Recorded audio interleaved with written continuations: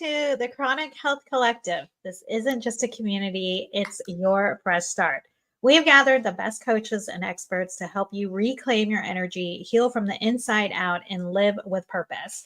Whether you're longing for more energy, deeper healing in your relationships, or a life that feels more aligned and fulfilling, you are not alone.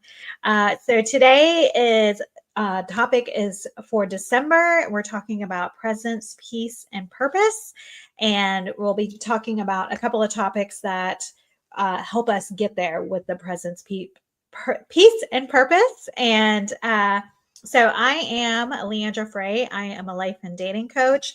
I help women get back out into the dating world after they've experienced a very long time of not being dating because of different circumstances.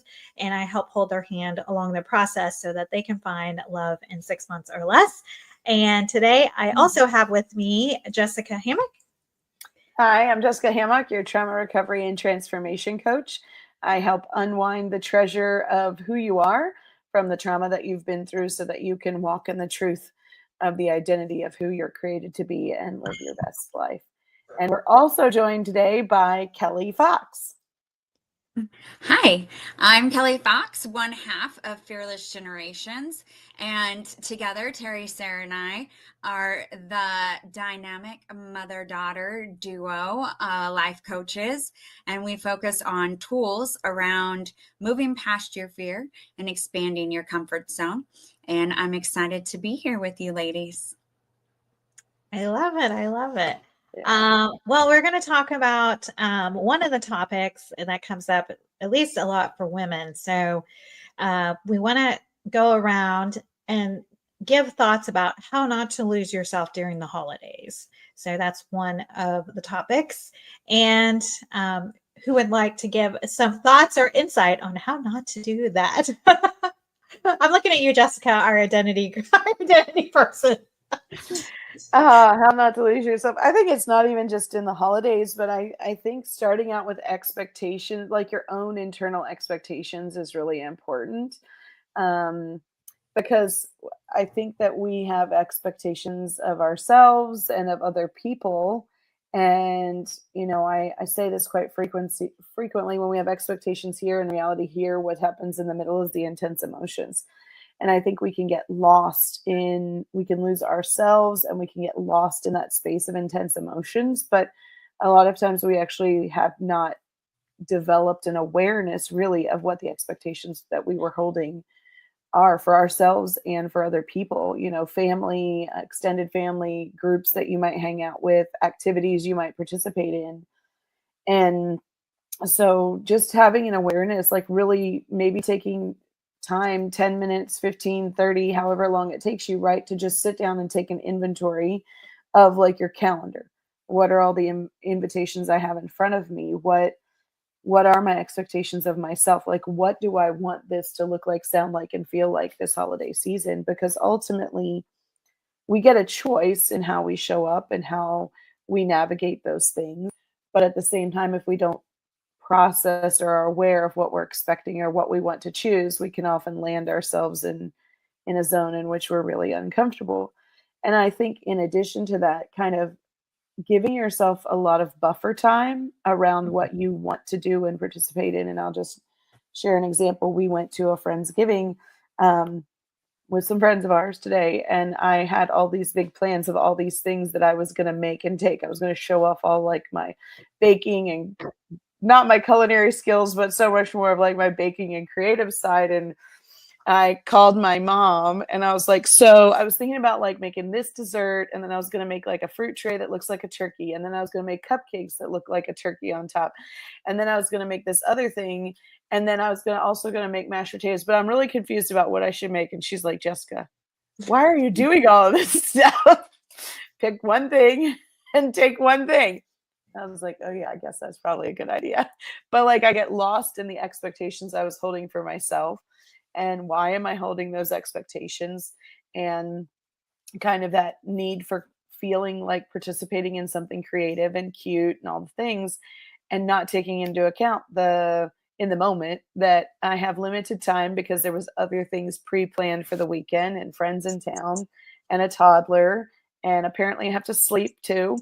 So all those things, I mean, and I'm sure Kelly can speak to that too, having a big family and things like that of what that looks like. But for me, I think planning the buffer zone around those things. So in my head, I created all these amazing things, and I didn't actually physically do all those things. But what I did do was enjoyable and fulfilling. So that would be my thing. Like, really think about what are my expectations and what is the buffer time I need to create around those things. So Kelly, what are your thoughts? I know you have a big family. You have a lot of needs in that area.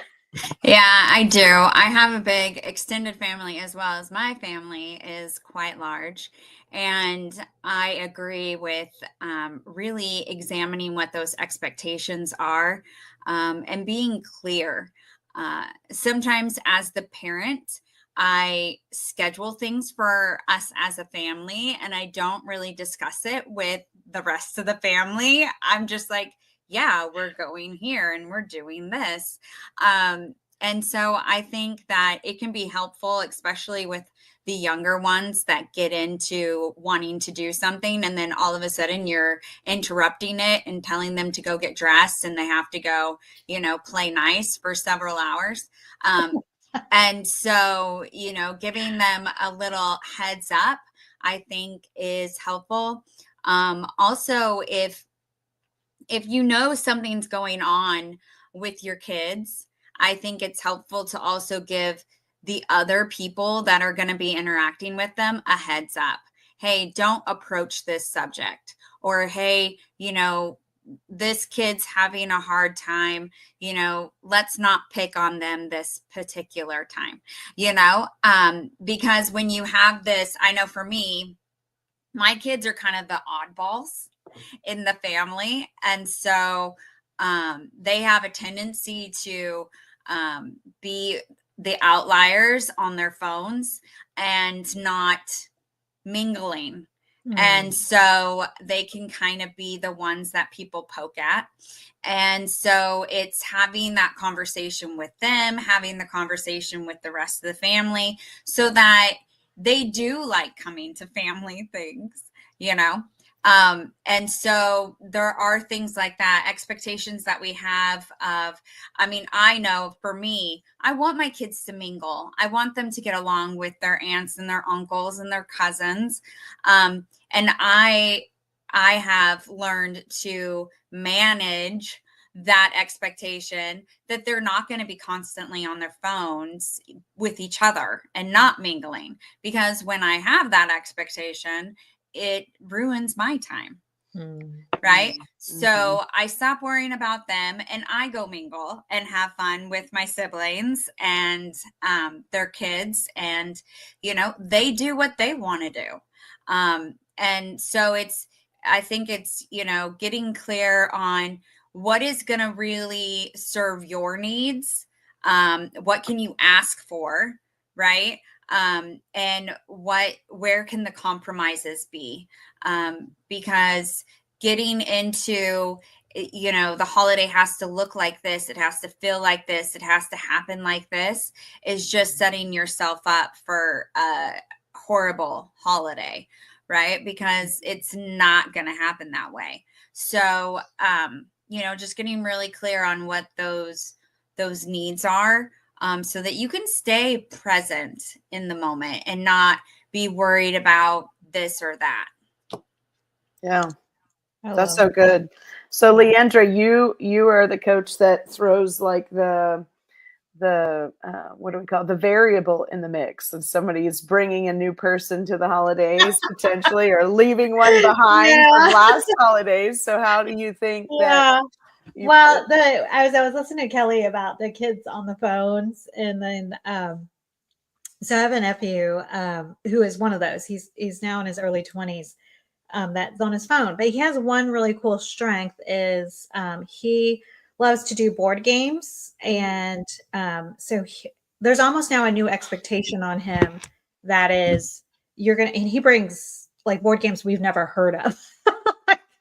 But I've noticed that when he's in his element, like doing the like he's all about reading the rules. He doesn't care if it's the first time he's played it. He's like brings everyone together and reads the rules. This is one time he's off the phone, and then we were playing a game for like 2 hours or whatnot after eating. But that being said, what you're asking, Jessica, it is a great way to bring new people in because a game equalizes, the playing field, expectations, all those things. I mean, at that point, it's your brain, you learning something, everyone is trying to figure it out. And especially if it's a brand new game. And so that's not something I created. That's more a resource, learning people have their strengths and accepting who they are, where they're at. So that's been a really cool benefit to just letting people be how they are. Because I remember I used to get a little annoyed when he would be like, oh man, he's gonna be on his phone all day. What are we gonna do? I'm used to be here like 6 hours. And as a result, and this is now most of our Thanksgivings is the games, and that's helped bring in all sorts of different people because we have young adults in our family now, and guess what? They bring significant others. They may or may not last, but we embrace them as such.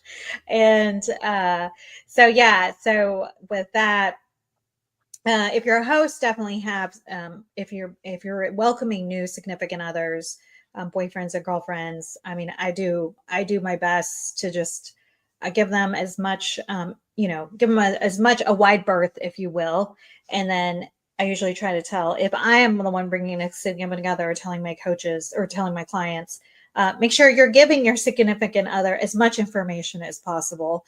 And then have multiple things going on, right? We will have, like for Thanksgiving, we'll have a game going, the football game going, and then someone will be watching a movie or doing a puzzle, and then the games, right? It's nice that there's multiple things going on if you have a large amount of people at your house, right? And that way people have an outlet. Like if they want to go outside, they want to go for a walk. That's what I've noticed. As long as there's multiple things going on, then there's not pressure to keep on having the same conversation with your person that's sitting next to you at Thanksgiving, right? Like, I feel like there's so much pressure when you're like, oh no, I'm sitting next to my aunt. She's going to ask me so many questions. That's me, by the way. And so but yeah, so those are some things to help new significant others. And then if you are the brand new person that's like, oh my gosh, what am I doing? Then ask your, if you're going into someone else's house, then ask your friend, if you're going as a friend, what to expect, or as a significant other, like who could I watch out for? And can I still help? What can I do to help? So my husband, he is amazing at this. This is probably what helped me fall in love with him. But for the longest time, he still does it, is he would go to any of our houses and he would always ask the host, how can I help? Oh my gosh, like all the time. How can I help? And everyone's like, this is your guy. This is who you're with. I'm like, I know, it's so great. So you can also ask those questions. How can I help? Yeah. You will be golden. That's great. In your hostess eyes.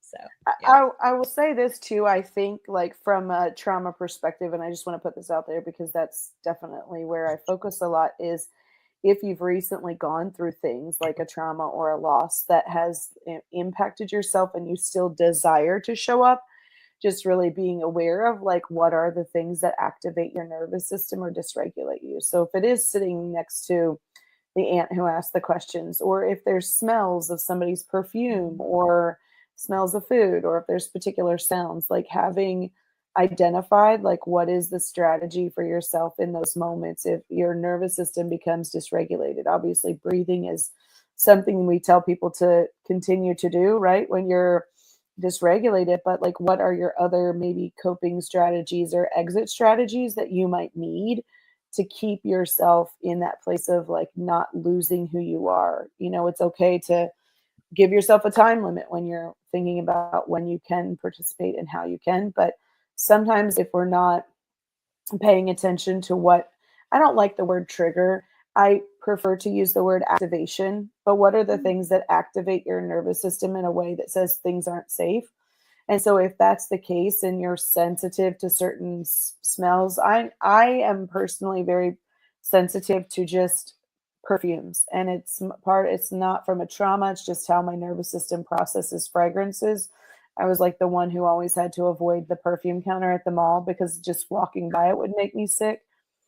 But smells and sounds can be things that activate traumas in people's nervous systems. So knowing that you're going to be in a variety or a mix, and like having that plan so that you don't get stuck in dysregulation and then all of a sudden the focus is on you, that's really uncomfortable, is also really key.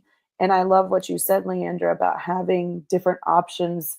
Hopefully the host home you're going to or where you're going to be at has those options to participate, like quiet spaces versus like active games, or games that everybody's watching but you don't really have to talk to them about, right? So I always think like there's so many personalities that come out with holiday functions, and maybe your guest will make it through to the next round, to the next holiday, and then again you might learn something and maybe they won't. Oh, it was funny. I just had a client get introduced to the whole family. It was not a Thanksgiving, but it was a Halloween party. And so there was a lot of prep work for that. Because it was going to be, speaking of having an exit strategy, we built that up, right? We're like, you have to have a way to get out. But one of the things that I told her to do, and I learned this from someone who had a lot of sensory, like, would be, was not, I wouldn't say an introvert, but just more sensitive to a lot of people. I was like, arrive early and help. So as new people come in to meet you, it's not so like, it's not like you're walking into a full blown party. You're there as the party builds up, and then you get to meet people on your terms versus walking into it. So that's how we strategize to help her meet persons one at a time. And I was like, give yourself a job. Like, give yourself, like, I'm in charge of the trash. Like, give yourself something to do so that you're not just waiting for people to scrutinize you. Because in this case, it was two widows. So it was, so a lot of people are going to have a lot of opinions on the new girlfriend, right? So I was like, just wait for the scrutiny, and it's okay. You're not going to die from it, but having that entry, we had an entryway, right? And a protocol, and then an exit protocol. And I was like, it's okay. I think we had her get a lift instead of like depending on someone to take her home, because her significant other, her new boyfriend, was the one hosting, right? So he couldn't leave his own party. I was like, but you can leave the party, and when you're ready, then leave. But I would give yourself 2.5 hours there. And so she was like, oh my gosh, I didn't know you can plan that. I was like, yes, you can be intentional with these things that you're going to. Like, you're not obligated to stay 4 hours or 3 hours. But we're so used to like, oh, we're supposed to be there at the beginning and we got to stay all the way to the end. And especially if you're someone's new girlfriend, new boyfriend, I mean, think about the expectations. You're not going to stay and help and clean up. I'm like, no, none of those you have to do. Like, especially as the new person coming in, until the two of you become the hosts, both, you have your own house, y'all are married, y'all are hosting, then that will become your, new responsibility. But for right now, but anyway, that was a great example. So thanks, because I really had a real life example that just recently happened with. So yes, it's okay to put a time limit to these holiday gatherings. For sure. I love that. So I know we're almost to the time for our break, but Kelly, what have you all experienced that where you've had individuals be brought in as the new person in your big family? How did that, like, were there things that you would have as takeaways also? Well, yeah, my nieces or my nephews have brought people in, right? I have a couple nephews in their 30s, so when they first come in, you kind of have your questions, and we did not, or at least I did not, overwhelm my now niece. I just tried to let the relationship build, on its own. But I think the way I approach it is I just approach it as, they've always been there kind of a thing. But I do try to show interest. When I brought my husband in, there were all kinds of comments. Like, as I said, my kids are the oddballs. They're the oddballs because of him. And so he's very different from, any of my sister's husbands. And so it was, a process of dealing with their comments, asking people to behave themselves, setting boundaries, and all of that. But I think that and then going to his family, I think really the biggest thing you can do is to have each other's back. I feel like when you're walking in a room of a bunch of people you want to like you, it is really good to have someone who has your back and thinks you're wonderful and is going to stand up for you, rescue you from any kind of situation, and that would definitely be a conversation you would need to have beforehand of saying, like, if this happens, I need you to do this, kind of a thing. Love that.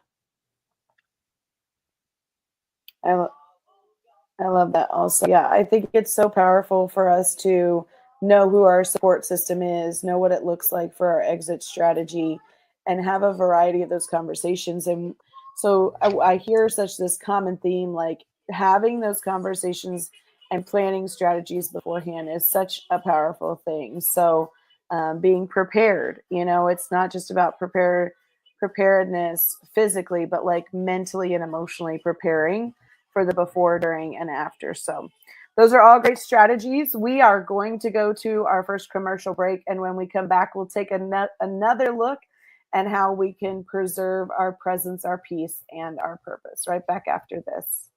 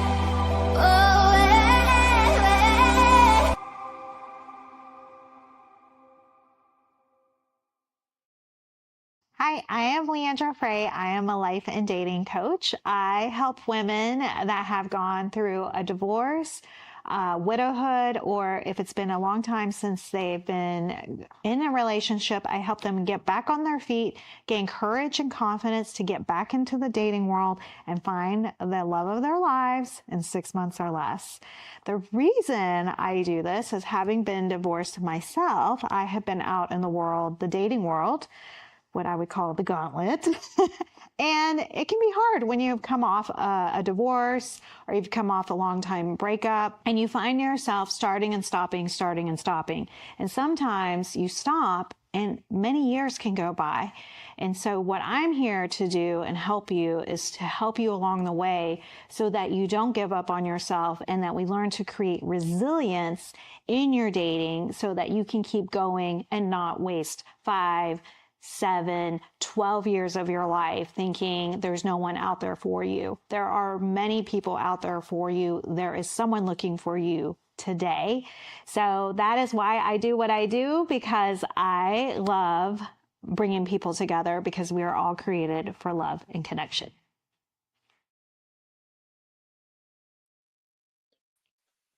All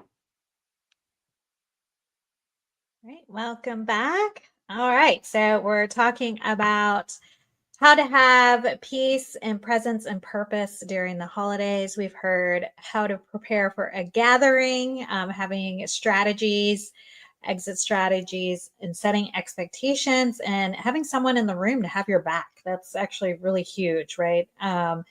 So one of the things we've been talking about is also not how to lose your identity, but um, how to be intentional with what you attend and what you'll host. So Jessica, you talked a little bit about this at the beginning of looking at your calendar to see what is truly possible. And I did want to say I did see your desserts that you made.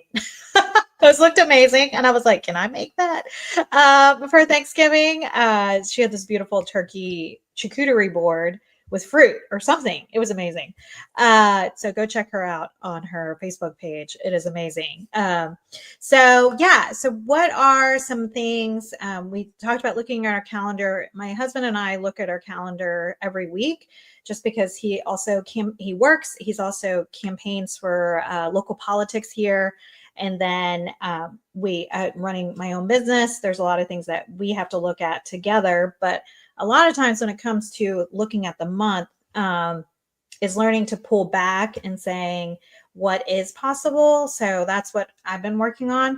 So Kelly, do you have any resources or practicalities for how to be intentional about what you're going to attend or what you're going to host during this next 6 weeks, last 6 weeks Yeah. of the year? Yeah, fun. Yeah, so I kind of am in charge of our calendar when it comes to what my husband and I do, and then what we do as a family. It becomes more of a challenge with my olders, like my 20-year-old and my 22-year-old. I have to check in with them more now that they're older and have cars and can just take off. And so there is a little bit of a process of making sure everyone's on board, but I live by my calendar, my Google Calendar. And if there's something that involves them, I tag them in it. So, so that they know, they got an email that told them that this event was happening on this day at this time. And they'll get reminders. And that's kind of how I do it. If something's coming up for one of the kids, I'll definitely tag my husband, but then I'll tag other kids, or I'll even tag Terry, so that she knows they have something coming up, because sometimes I forget to tell her, and then it happens. And she's like, "Why didn't you tell me?" So, yeah, I think it would probably be good if we actually did have meetings as a family and said, this is what's going on. But we're not that organized. But yeah, I think that considering everybody's needs, but also as a mom, I think a lot about what would be good for them. Especially my little boys who like to just be on the computer or the PlayStation all day. They're going to have a lot of time off of school, and it's being, kind of intentional about how are we going to use this time? Maybe we'll go to the library for a couple of hours, or maybe we'll, bake something together. Maybe we'll go to the park, though it's kind of cold to go to the park. But, it's kind of thinking about, how do we really want to spend our time as we're off of school? Like right now, we're approaching a week of no school. And so how do we want to address it? My husband still has to go to work, though. So it's, it's not like we can just take off, but how can we have fun? How can the time be, spent doing something productive, or not even productive, but just like not totally zoning out on our screens. Even me, I'll totally binge watch Hallmark Channel like all day. So how do I get myself, into a place where we're doing something as a family and creating memories and connecting and all of that? And I love that you mentioned earlier about playing the game. During the pandemic, we instituted a game night. So every Thursday, everyone had to come together and we did a game night. It kind of fell away once they could leave the house again, but I love that idea. And I think that's definitely something that I want to try doing with the kids this coming week, is getting out some of our games and playing them. And we love sharing them with new people. My daughter just got a boyfriend. It's the first time. Oh. Any of my kids have really had like a boyfriend or a girlfriend. And she's 20, dude. Like, I've been waiting. But so, dealing with like him being over all the time, and now she's going to his house for dinner, and like now we're like having to deal with this whole like, oh, well, I'm gonna be with him, or so it's like the family is like constantly changing, right? Especially as they get older, they're into different things. So it's keeping in mind, how can you kind of fill the needs of everyone involved, which can be definitely overwhelming.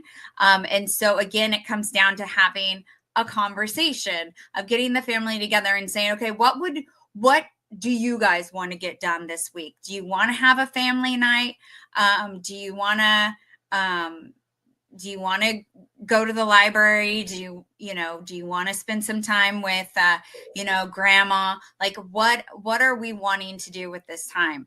And not putting all of the pressure on yourself to, figure out how to entertain everybody. And I think that that's good with hosting a party, or that's good with going to a party, having those conversations of like, well, what would you like to do? What would be fun for you to do? And then going to a party, you can say, like, are there activities going on? Would it be fun if I brought my Harry Potter clue and everybody played along? So, being mindful of the fact, especially if you have little kids, being mindful of the fact that they're going to get bored. And if they're at Nana's house, it is not good for them to be bored, because then they start getting into stuff they're not supposed to, and then you get yelled at. So, keeping in mind, being mindful and purposeful in how you're going to show up and how you're going to support the people in your family, or even the people at the party, to have a good time. And so that you can enjoy it as well. Because I think that's kind of the thing for me. Either I'm ignoring them because they're ignoring me, or I'm trying to interact with them and they don't want it. Right. So how can I support interaction, which is a need I have, in a way that they're actually going to want to engage? And how can I set it up for that? Right. So, like, I'm getting ideas as I'm talking, ladies. This is amazing. So, saying like, hey, what game do you want to share with everyone at Thanksgiving? And they can pick out their favorite game to take. And then they're excited about playing the game with their cousins, or their whoever wants to play. So I think I'm going to implement that this year and get them more involved with interacting with each other. Because as they continue to get older, they're not going to have such easy access to each other. And so it's important that, they have relationships with their cousins. I didn't. And so I feel like I kind of missed out on that. And I really want them, because they have so many, that they, have those relationships as much as I have control over, which is very little. But when I was first married, my in-laws, they still do it some, but when I was first married, I noticed how every Thanksgiving or Christmas or holiday, they would sit around and discuss what's been your favorite from the past. What events or activities did you do that were your favorites? What do you remember the most? And it really had me thinking about like my own story. There was a lot of times I couldn't remember the events we had attended or the things that we had done. And I tried a different approach to be more intentional because life passes us by and we don't always remember. So um, I bought a little journal notebook, just a spiral bound notebook, and it became my holiday. I'm not much of a journaler by nature. Like I'll start and then I get like 3 days in and I'm like, yeah, I'm good. I don't need a journal for a while. So I am not one of those consistent journaling people, but I do like to capture memories. And so I bought this notebook and it became my holiday record. And so I don't do it immediately. Sometimes it's like a week or two after, sometimes it's a couple months after, but still fresh enough in my memory. And so I started tracking, different major holidays that our family celebrated, whatever those were. And what I would write down is the events we did, who came, and if we received gifts, what they were. And so when I think about this concept of like, think about what you want to attend and what you want to host, it has become a practice for me to kind of look back through the years and think about the value that some of those things had brought to me and the value that added to my life from who I was spending time with.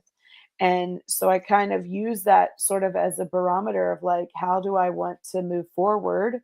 Is this a situation, a relationship, or a memory that will add to my life? Or is this something I'm participating in because I feel like I'm still stuck with some things like people pleasing or struggling with rejection and abandonment? And so I'm saying yes so I don't feel those things versus I'm saying yes to things that add value to my life. And I know that's kind of like a much deeper conversation almost for, that reflection. And so find yourself a coach. We have amazing coaches in the Chronic Health Collective that can help you process that from many different angles. If that is something that struck a chord from you, of this idea of like, why am I choosing to say yes to the things I am? And am I really struggling with, abandonment, rejection, shame, fear, trauma, all of those things? Like, is there something in the past that is standing in the way of me living my best life, of living in that fearless space, of living with, a new significant other, of living in a healed place? Because those are all possible. And I believe all of us in the Chronic Health Collective are here because we also believe those things are possible. But when we start to look at what we're saying yes to from a perspective of what brings value to me and brings value to my life, versus just it's yes on the calendar, or I have to go to avoid conflict, or I have to go so that this doesn't backfire, we are putting ourselves in a place of saying yes from a nervous system dysregulation, as opposed to saying yes to a place that can add joy and creativity and beauty and love and those experiences to my life. And those are the things, if you've ever watched the movie Inside Out, if you haven't, I encourage you to go watch both of them. They're my faves. They're so good. But there's a scene in the movie, well, when the first movie, it talks about like how joy would store the core memories. And there's this transitional pivotal scene where it was like the core memory got kind of both joy and sadness touched it. And it's like both were present in that memorable experience. But because the joy and the nervous system can feel a lot bigger, sometimes we can experience a whole variety of emotions in these events that we're participating in, but certain ones can linger longer because of the intensity that they take up in our nervous system. And so thinking about what am I saying yes to from that perspective of what do I want my nervous system to hold long term? How am I showing up? And it really does speak to this idea of having purpose in what we're doing so that we can preserve our peace in everything that we're doing. So that has been most helpful for me, is just having that notebook and then I use my calendar and look at time and the emotional capacity of not just myself, but the people I'm actually going with. So like I have a 3-year-old, I have a husband, the emotional capacity of them, like I might be able to do way more things or many more things back to back and still feel amazing. But the emotional capacity of all of us together might not be the same amount. Well, it's definitely not the same amount, mainly because I have 3.5-year-old. Their emotional capacity and space is just a lot different than when you are as an adult. And so really thinking about that and the people that I'm going to run into, where are they all at in their lives? Like what's going on? Not that I want to pull away from somebody, but there are just people that bring negative with them. That's how they know how to live, is bringing negative with them. And so limiting those things for me so that I'm not leaving there completely depleted.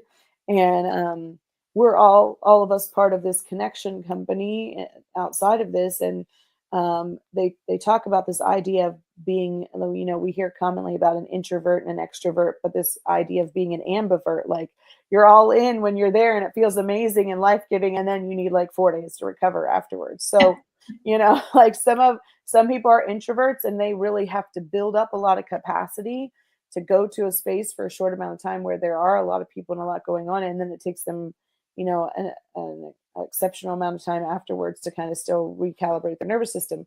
And some people need to go to those things and are re-energized and lifted up and refuel, and they're ready to hit the ground running.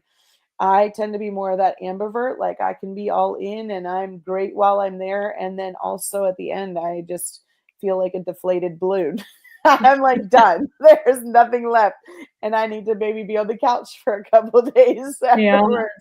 So I think knowing those spaces for sure, but being intentional to think also about like what does it look like for the emotional capacity of the people I'm with and the people I'm going to intersect with. So such great topics.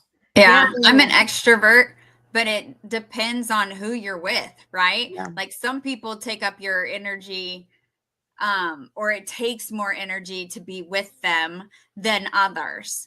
So when I'm with my friends, dude, I could go all night. But like sometimes when I'm with my family, there's conflict, which takes, more energy. And so I'm more of like, I'm showing up, but then I'm like, I'm out. Like I'm done. I've capped.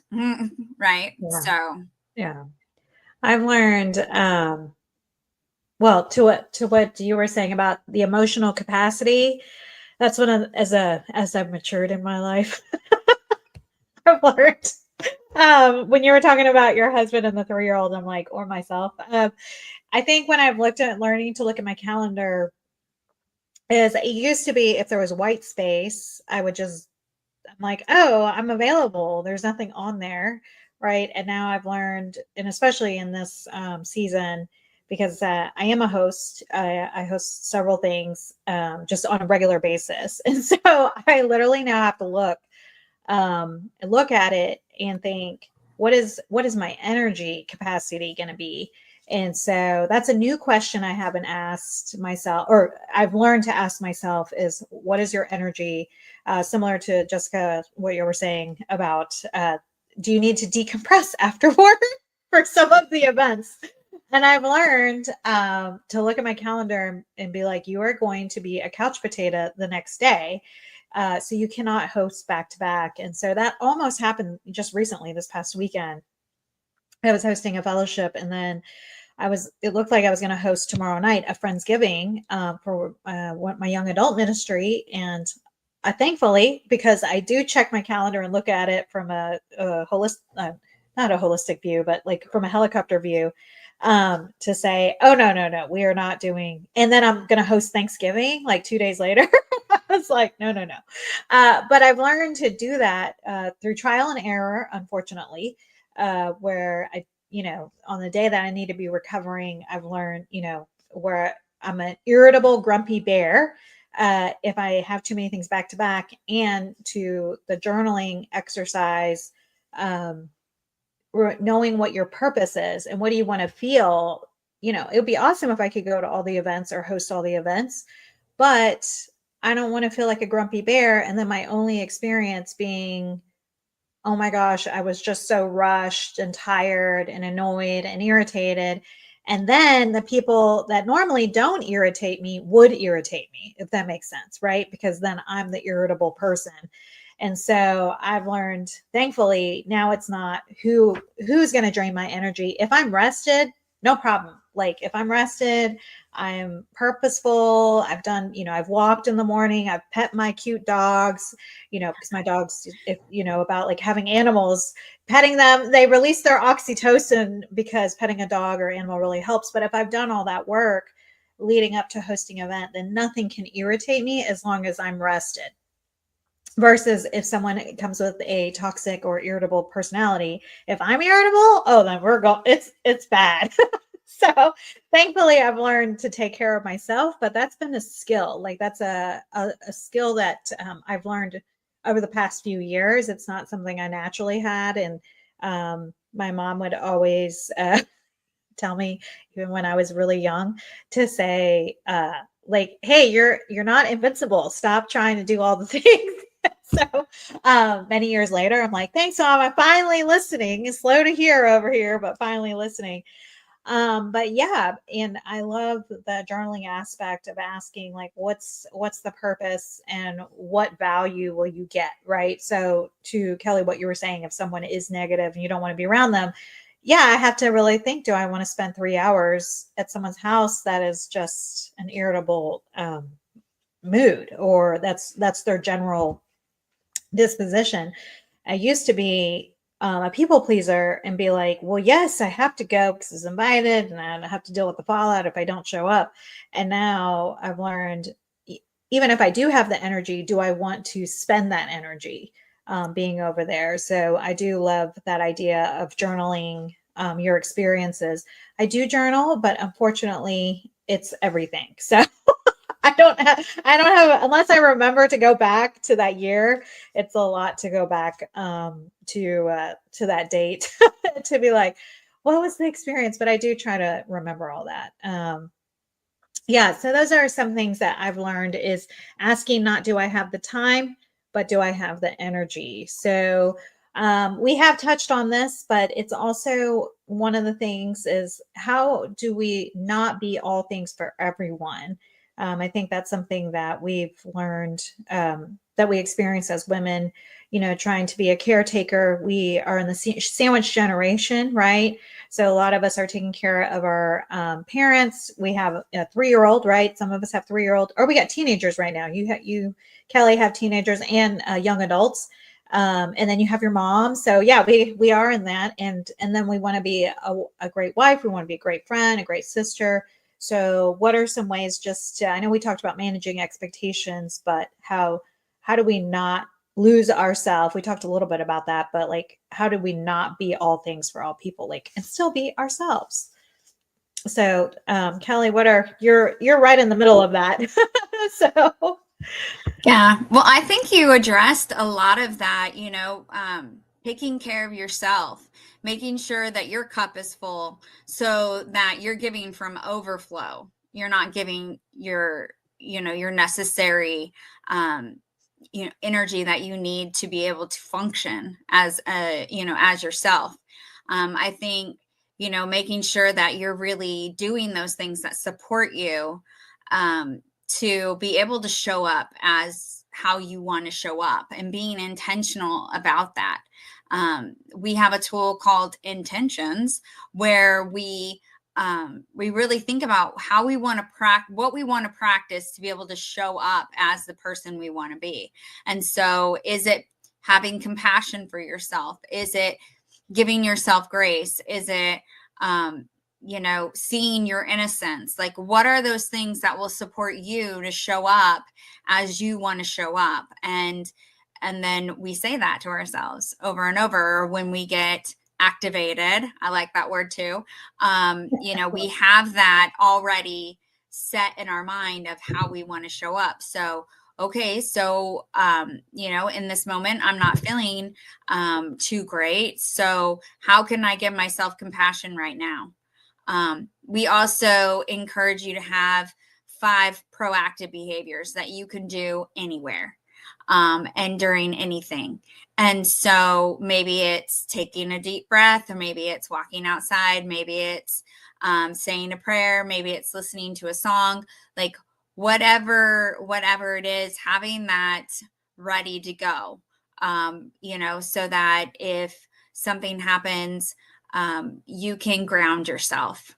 You can take a proactive step and stop spinning out, in fear. So, I think it just comes back to being prepared, setting yourself up for success, making sure you're doing those self-care acts, that you're having conversations with the people that you're going to be going to these events with, you know, and making it clear on, you know, how you want to participate and how you want to not, I guess.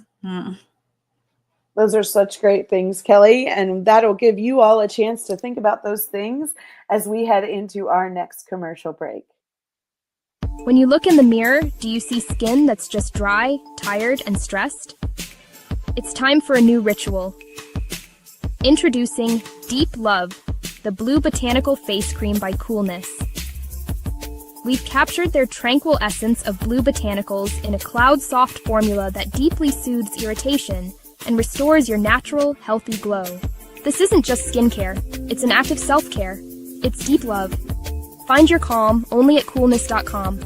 Scan the QR code now to visit our website. Have you encountered a situation or an event in your life that's caused you to feel stuck?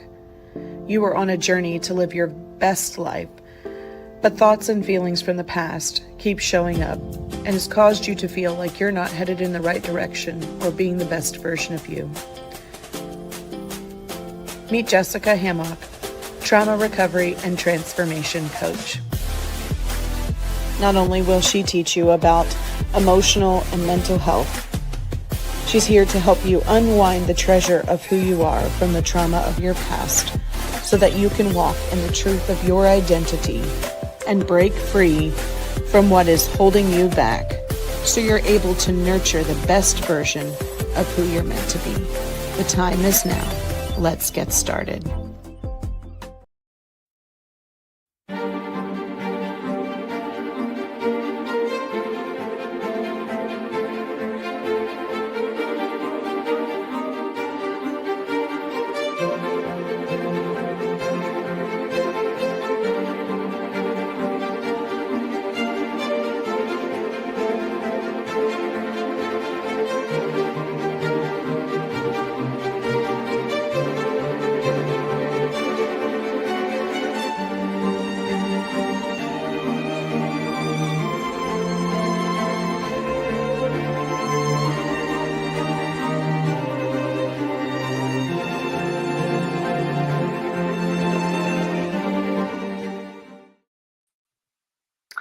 Well, we gave you so much to think about today in all the things, and we have just about 2 minutes left before we wrap up today. So the final question I would ask to you ladies is, when a woman, especially, we've spoken a lot to that today, to identity and family and all the things showing up for holidays. When a woman lays her head on the pillow at night, not that this can't speak to gentlemen also, but when she does, being the mom, the manager, the calendar, the individual, when she lays her head on the pillow at night, what would be the final thing that you would want her to remember about who she is in this holiday season? What would you have to say? Oh, go ahead. I just I think the feeling of, I know it sounds so like cliche, but I love feeling love on some of the big events that I've hosted. I just, even though I'm like tired, my brain feels full with love and just I feel warmth.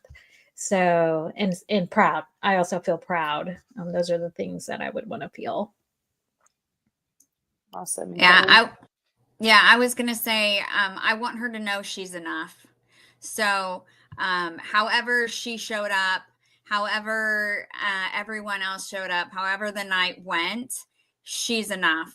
And, you know, she did her best, you know, and maybe her best, you know, that night wasn't the same as it was yesterday, but it's still her best. And she's enough. That's what I want her to know.